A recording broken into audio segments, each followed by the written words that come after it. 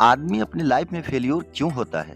इसके कई कारण हैं, कई उदाहरण हैं, हजारों कारण और हजारों उदाहरण हैं। हमने और आपने बहुतों को अपने आप पर कोसते हुए सुना होगा, अपने आप पर झल्लाते हुए सुना होगा, ये कहते हुए सुना होगा कि हमारा तो भाग्य ही खराब है, ईश्वर ने हमें दिया ही क्या है, मेरे माता पिता ने मेरे लिए तो कुछ किया ही नहीं, मेरे पास ना तो कोई प्रॉपर्टी है, ना ही बैंक बैलेंस है, मैं क्या करूं? मैं क्या करूं? मैं क्या करूं? यह शब्द अपने आप में इतना घातक है जिसका कोई जवाब नहीं, कोई तोड़ नहीं। यह छोटा सा वाक्य आदमी को नकारा और निकम्मा बनाने के लिए काफी है। वह इंसान कहीं का नहीं रह जाता जो इस शब्द का इस्तेमाल अपनी जिंदगी में, अपने दिनचर्या में करता है। मानव की सबसे बड़ी ताकत आत्मबल। जिस आदमी को आत्मबल जितना ज्यादा है, वह उतना ही ज्यादा तरक्की भी करता है।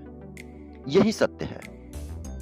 आपके पास सभी साधन हो और आत्मबल नहीं है तो आप कुछ भी नहीं कर पाएंगे। और अगर आपके पास हिम्मत और आत्मबल है, कोई साधन, कोई व्यवस्था नहीं है, तो आप वो सब कुछ कर सकते हैं जो आप करना चाहते हैं। आप वो सब कुछ पा सकते हैं जो आप पाना चाहते हैं। हम में से बहुत से लोग बिना कुछ किए ही बहुत कुछ पा लेना चाहते हैं। काम शुरू करने से पहले ही रिजल्ट घोषित कर देते हैं कि ऐसा नहीं हो सकता, असंभव है। लेकिन दोस्तों, असंभव कुछ नहीं, बस करने का जुनून होना चाहिए, करने का नशा होना चाहिए। एक छोटी सी कहानी के माध्यम से आज मैं आपको बताऊंगा कि वो बच्चा जिसको गुरुजी ने मना कर दिया था कि तुम कभी भी नहीं पढ़ सकते हो, वो महान पंडित कैसे बना, आज मैं आप लोगों को बताऊंगा। तत्कालीन उत्तर पश्चिम भारत के गांधार में एक छोटा सा गांव था, सालातूर। उस सालातूर गांव में एक ब्राह्मण परिवार रहता था। उस ब्राह्मण परिवार में दो ही लोग थे, पति और पत्नी। थोड़े दिनों के बाद उनके घर में खुशियां आई, एक बालक का जन्म हुआ और उसका नाम पनीनी रखा गया। पनीनी अभी अबोध था, छोटा था। उसके सर से उसके पिता का साया उठ गया। घर में मां अकेली बची। पनीनी धीरे धीरे बड़ा होने लगा। देखते देखते पनीनी पाठशाला भी जाने लगा। पनीनी देखने में तो हट्टा कट्टा था, सुंदर था, सुडौल शरीर था, लेकिन उसके पास दिमाग कम था, मंद बुद्धि का था। उसके दिमाग में पढ़ाई घुसती ही नहीं थी। वह पढ़ नहीं पाता था। गुरुजी परेशान रहते थे, उसको बहुत समझाते थे। कई बार उसके माँ से भी इसकी चर्चा की कि पनीनी, मुझे नहीं लगता कि पढ़ पाएगा। माँ ने हाथ पैर जोड़े, मिन्नतें की कि गुरुजी आप ही हैं, आप ही संभालेंगे मेरे पनीनी को, मैं पनीनी को पढ़ाना चाहती हूँ। गुरुजी मेहनत करते, पनीनी भी अब धीरे धीरे बड़ा हो चला था। एक दिन गुरुजी सभी बच्चों को पढ़ा रहे थे। पढ़ाते पढ़ाते एक गुरुजी ने पनीनी का हाथ देखा।